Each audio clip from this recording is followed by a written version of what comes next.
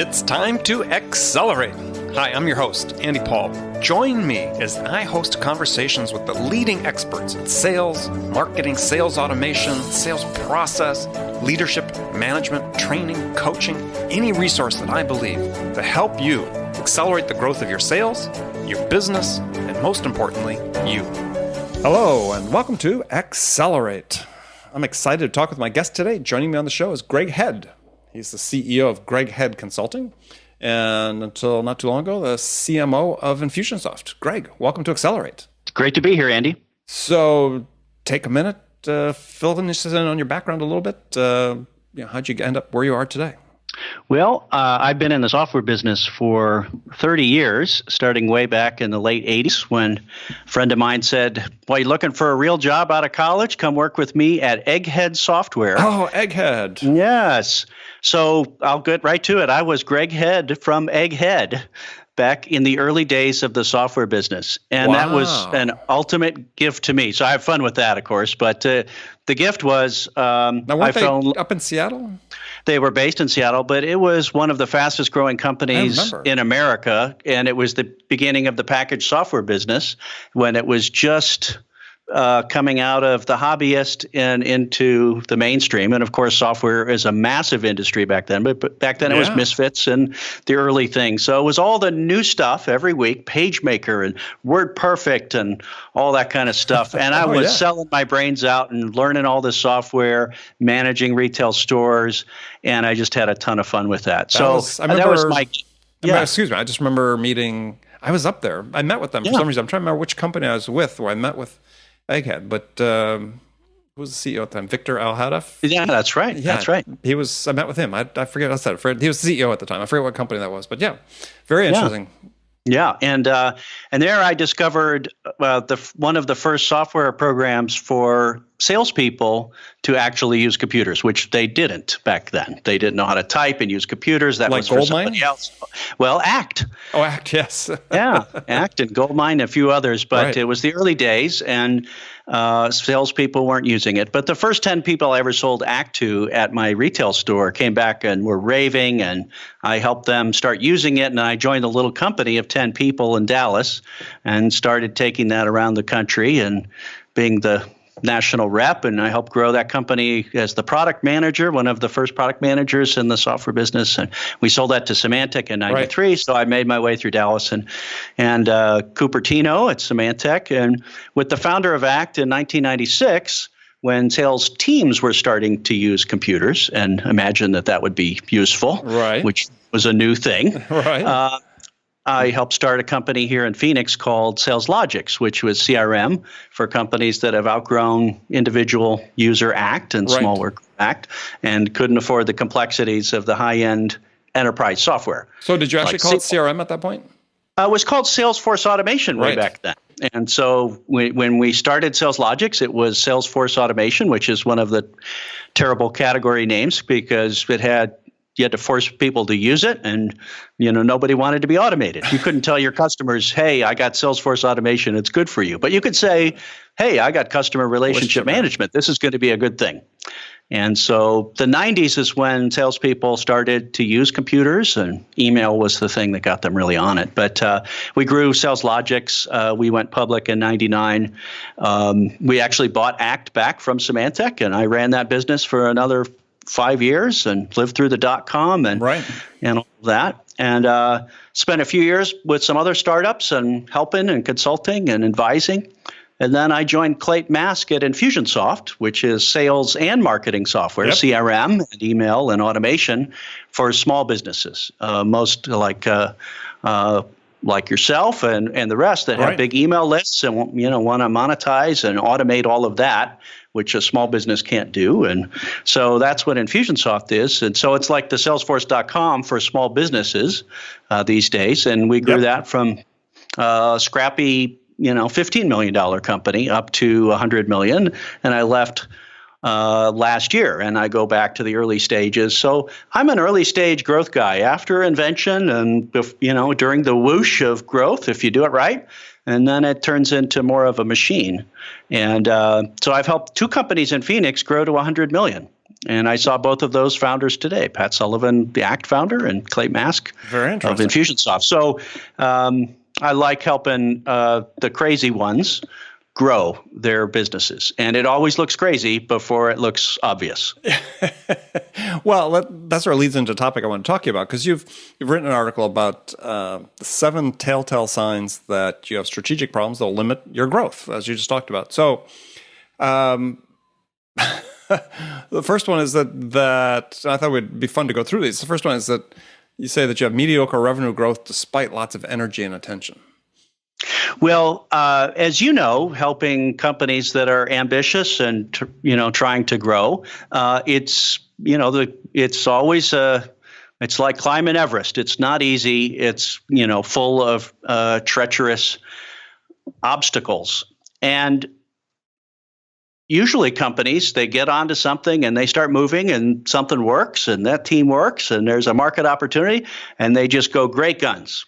100% straightforward, we're learning and so forth, but they're in tactical execution mode, run fast. Right. And eventually those magic tricks don't work. Whatever tactic worked a couple of years ago doesn't work as well. Whatever team you had when you were smaller doesn't work as well. Whatever approach you had, whatever, the market's changed a little bit. So that's a sign when you pedal faster, but the things don't move, that you actually need to look deeper. And it's not just another VP of sales or pushing the email button harder. And there's a time for that where you just got to, work hard. But there's a time in the stair-stepping growth of any company that you have to strategically dig down and move things around to get through the next phase. And that's really a telltale sign of growth companies. It's not that it was a straight line to get there or random luck. Is they recognized when they were stuck, things started to slow down. They realized the things that work don't work as well anymore, and we got to start digging deeper. Yeah, I think if you look at sort of the growth curve, I think it doesn't really look like much of a curve. You see with high growth companies, there's oftentimes sort of slower growth and there's big step function growth, and then you have sort of slower growth and big steps. So it sort of comes in bunches. Yeah. And I think part of the problem seems to be that, as I've experienced, and this is I think for listeners to, listening to this sort of realize, is to the point you made before, is as you grow, the recipe changes. And you have to be conscious of the fact that the recipe changes. And sometimes you need to, sometimes you lose that recipe and you need to go find it again. Well, it's so unusual to be part of growth companies. I didn't really know this. I mean, I'm a kid from Chicago who fortunately started in a retail store at the beginning of the packaged software business, and literally was selling ACT, and 12 years later I was running the company. And it's not because I'm a Stanford MBA or, the smartest person. It's because I figured out what the game was. And by the way, in the growth game, it keeps changing. What you do when you're starting out and nobody's doing it and you're five people and, is very different than when you're funded and you have some more credibility and you have VPs of everything and there's more competition, is very different than when it's big and established and everybody knows it and there's three companies. A lot of steps in between there too, right? Yeah, I mean, no, there's literally in between the $500,000 to $1 million, we're kind of up and running phase, to 10 million where, okay, I think we got it. There's probably 5 or 6 steps in there, and dozens of landmines that all CEOs who are trying to solve big problems and grow companies have to deal with. And it's such an extreme sport. I mean, it's not impossible. It's just hard. But it's so unusual that normal people don't really know what that's like. I lived in companies that bumped their heads and figured it out and grew 100% a year for 15 years, and I didn't know the world didn't look like that. Right. So, which it doesn't for most companies, right? That's correct. And I can't do anything else right now. But the lessons are the same for either the high growth or even the slower growth company. That's right. Even if you're making that transition, I've had clients make the transition from 10 to 15 million or 10 to 12 million, there's inflection points in there, and they have to be really conscious of the fact that, this recipe has to be different at 10 million than it is at 12 or 15. Well, there are normal inflection points that are very recognizable for small businesses. Once you look at it, I've spent a lot of time with small businesses and startups, and that move from a sole proprietor to having employees is a huge step function and so forth. But and you talk about that in one of the telltale signs of growth, or problems, excuse me, in the growth is you come into a small business and you find out the CEO is doing most of the selling. Yeah, well, that's a sign that that works in the beginning. You have to do that, and some CEOs are surprised they have to do as much selling as they do to make their airplane get off the ground. But when the magician CEO who knows all the details in the industry and has all the credibility is the only one who can sell the product with confidence and at a reasonable rate, then you realize you haven't packaged it up for, the rest of the team and mere mortals to be able to sell the same product. And growth is actually a transition from being many things to many people, a lot of ADD, right? And complexity because it's inside a few people's heads. Right. To something that is more systematic and simpler, more OCD and disciplined. That's interesting. Is capable of scale. So that's most people are surprised by that. And I find most entrepreneurs who are moving their companies forward and dealing with all the normal struggles, they're like great business athletes. But nobody told them that first sport you play is like tennis. And then when you grow and have a team and maybe funding, that it's probably a lot less like tennis and it's more like football. Right. And you have to put down the racket and say, here's what a pass is, and here's what a run is, and a kick, and then define the plays, right? So there's some, an example of a client I worked with who came in. The guy was very self-aware entrepreneur. This was like his third or fourth company, but the things that just sort of flattened out, and he wasn't really sure why. And it was to your point exactly you made about the CEO. As I got in and examined it, it wasn't like he was leading the effort on every sale, but on at least 50% of the sales that they'd had in the previous year, the deal wouldn't have closed without his participation at one level or another. And it wasn't that they needed him to do it. That was the crazy thing. It wasn't that the people needed him to do it. It was just they'd gotten into the habit of involving him. Yeah. And it wasn't that he felt the need to be in it. This is how they had done it. And so, that was our first thing that I changed, to say, look, you're no longer in sales, the CEO. And if they have a problem, they'll call you. But otherwise, they're going to finish the deals themselves. And it was pretty transformative. Even within the first year, sales started taking off again because he had become a choke point. Right.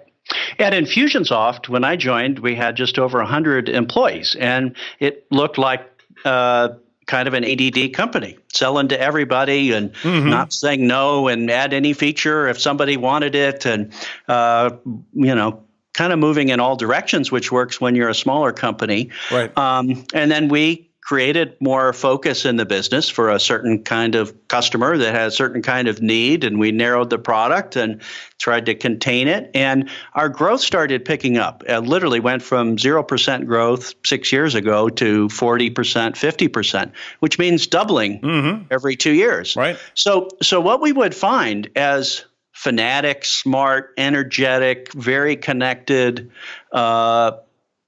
leaders and the entire team is that we would figure something out. We'd get it down. Okay, we did the work, and it would start to work, and then there'd be the whooshing, the tactical payoff.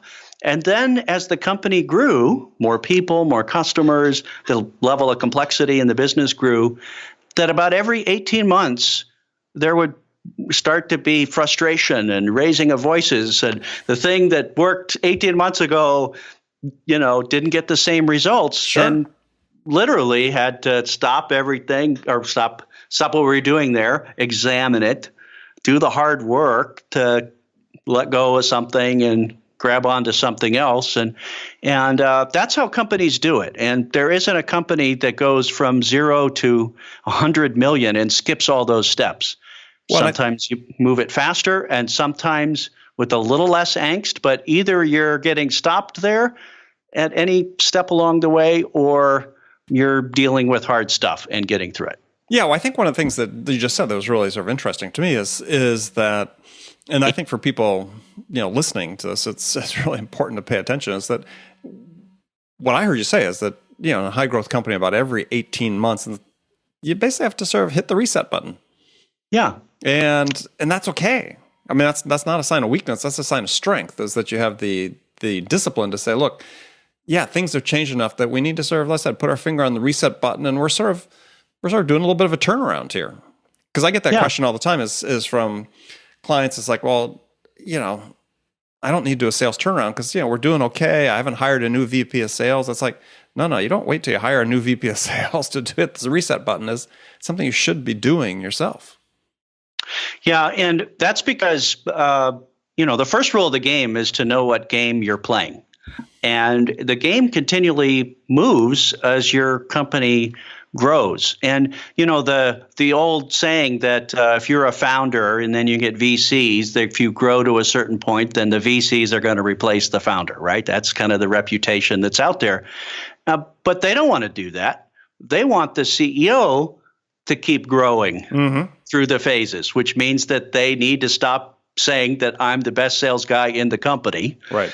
And reward other best salespeople, right? They have to stop being that and give it up. And Bill Gates and Steve Jobs and Mark Zuckerberg and other founders that are doing massive things have done the same thing that we were just talking about in an organization, where you have to shed your skin and figure out what game you're playing and go master that and give up the old one. And it's a continual game. And so founders have to do that, and leaders have to do that.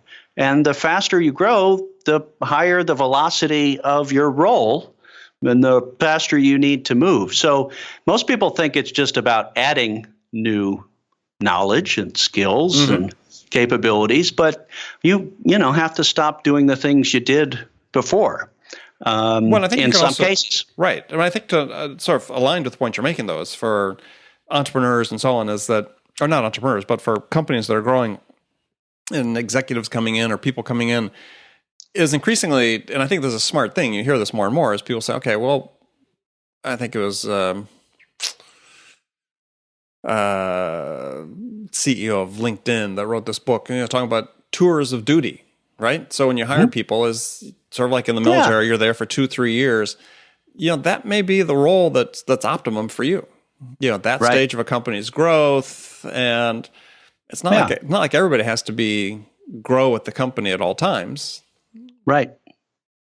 Yeah. And so the sport of growth is a different kind of game. It's kind of like playing in the pros, where, it's not like you're entitled to be the same person and act the same way 5 years later. The company transformed, and you either decide you want to keep going and play that game, or do something else. And for founders, they can replace leaders like Pony Express. That'll get me from this stop to that stop.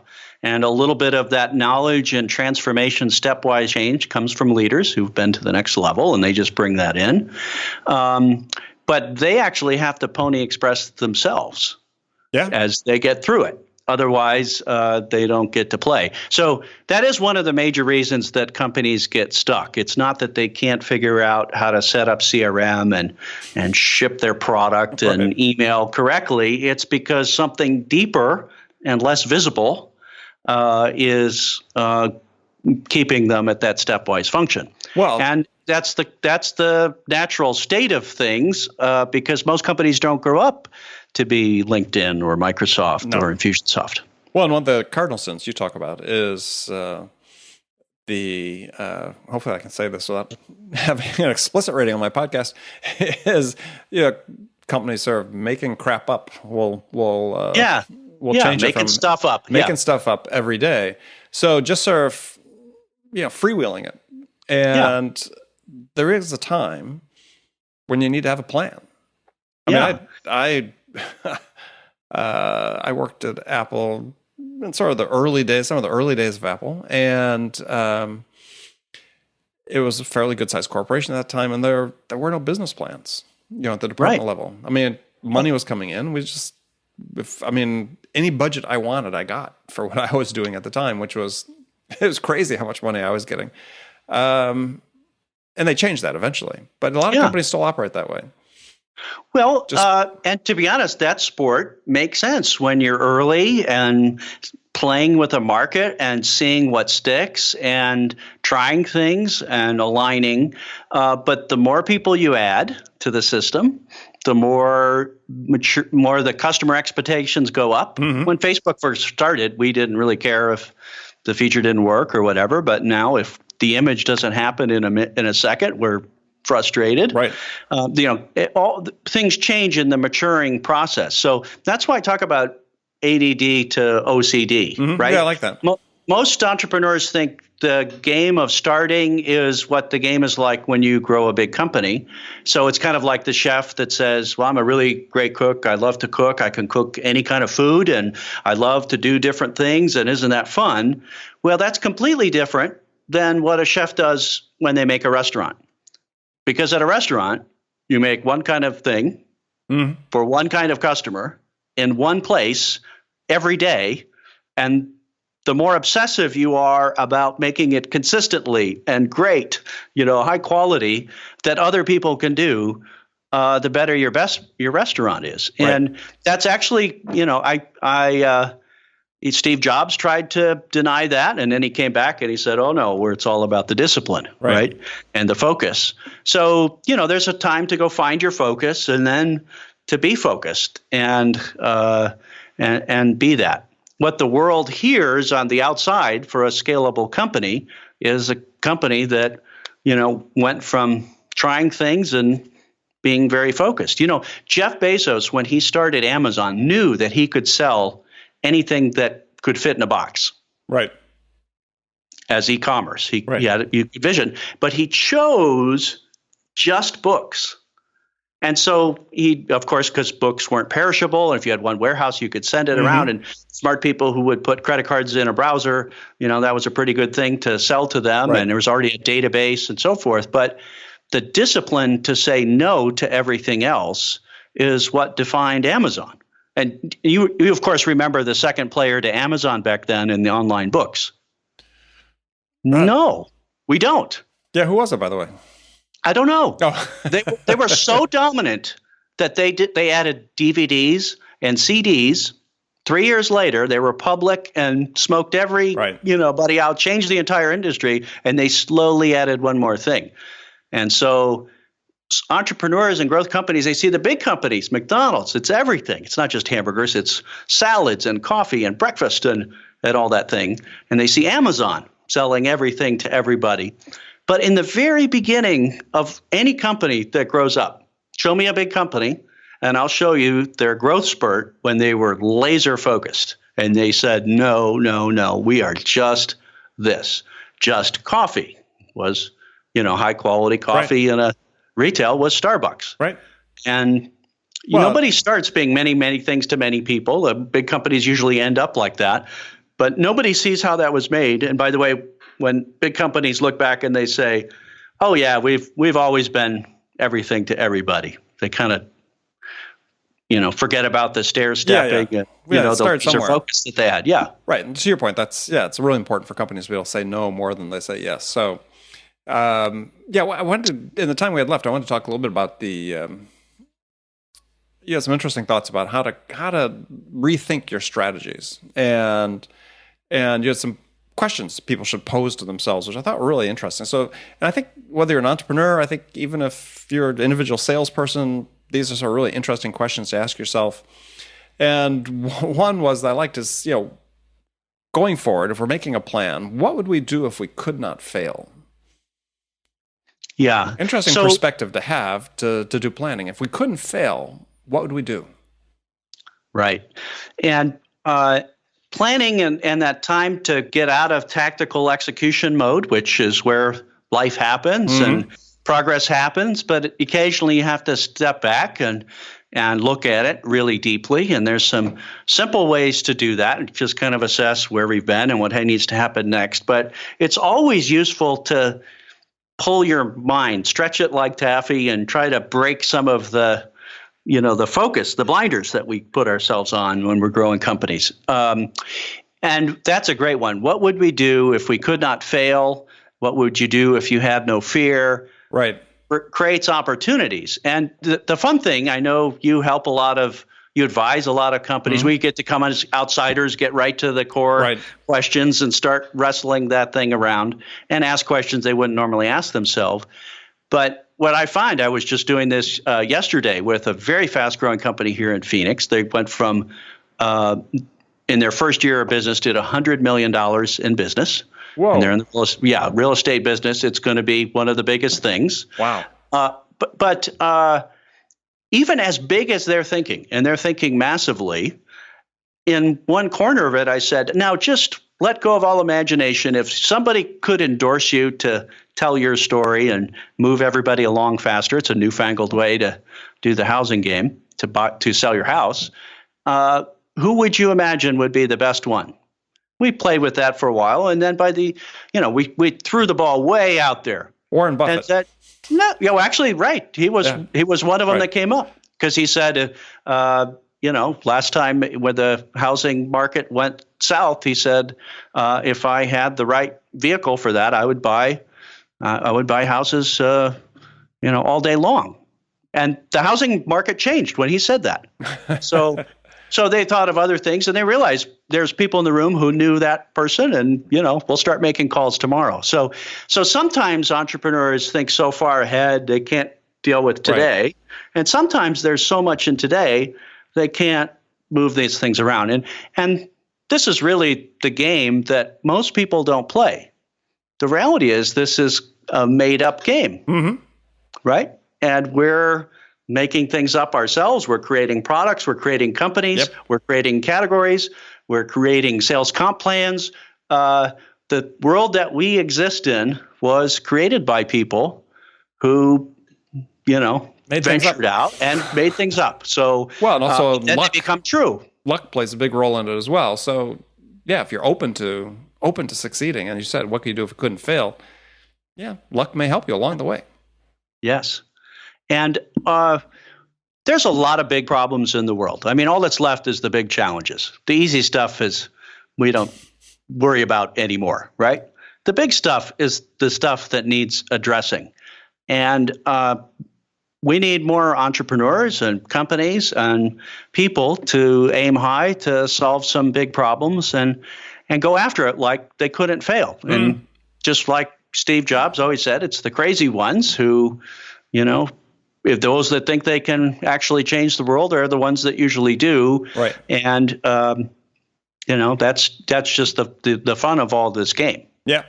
Well, mere mortals can do magical things. Right. Who was it said? If you think you can or you think you can't, you're right either way, right?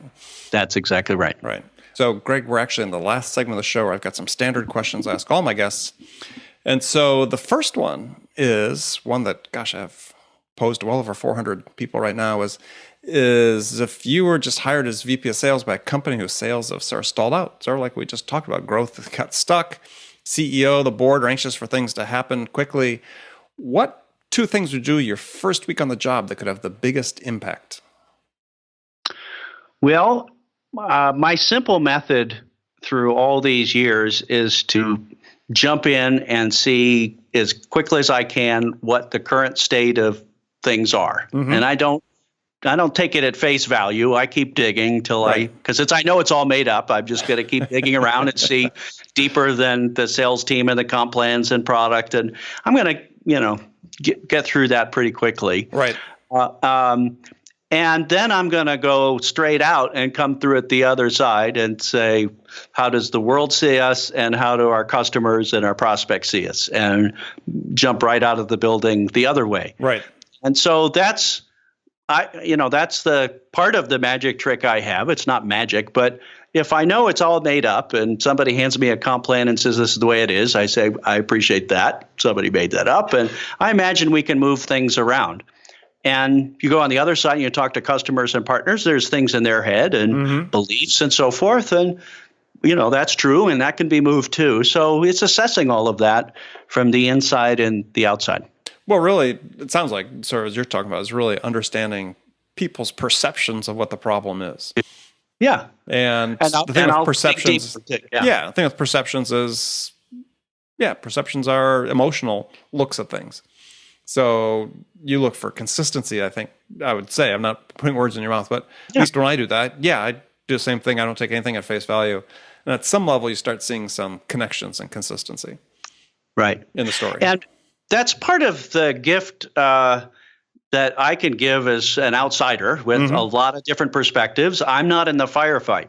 I mean, that's the first challenge, is that VPs of sales and CEOs who have boards and salespeople who have quotas, it's like they're in the firefight. It's very stressful. They got the blinders on. That's what happens when our stress goes up, and everybody's very focused. And, for a moment, I could say, I'm not in the firefight completely yet, and I'm going to go look around here and create some possibilities. Eventually, you lose that perspective, and then you need to get help yourself. Yeah, you can't see the forest or the trees.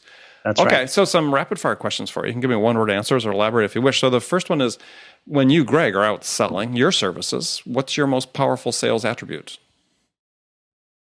Well, since I'm part entrepreneur and part marketer, I love helping growth companies deal with the non-obvious strategic structural challenges for growth, and CEOs know they have them. So I've been through that game for 30 years.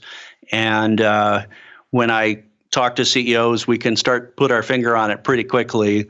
And that's a magic trick that enables their revenues to grow, the valuation of their company to grow, and the longevity to grow. So I look for the $1 million problems, and they're all over the place. So credibility is your attribute. Okay. I'll take credibility. Sure. So who's your business role model?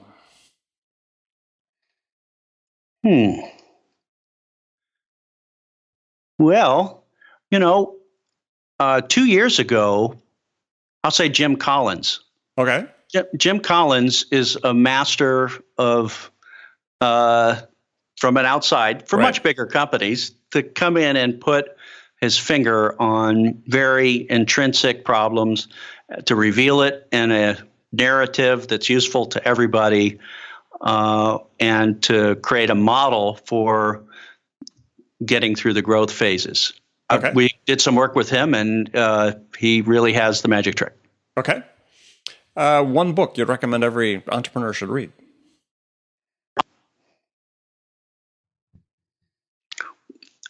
I'll say Crossing the Chasm, which is a classic. Okay. Jeffrey Moore, right? Jeff Moore, yeah. All right. Especially for companies, more and more these days in the growth game, they're trying to do new things that isn't familiar to the world anymore yet, and there's a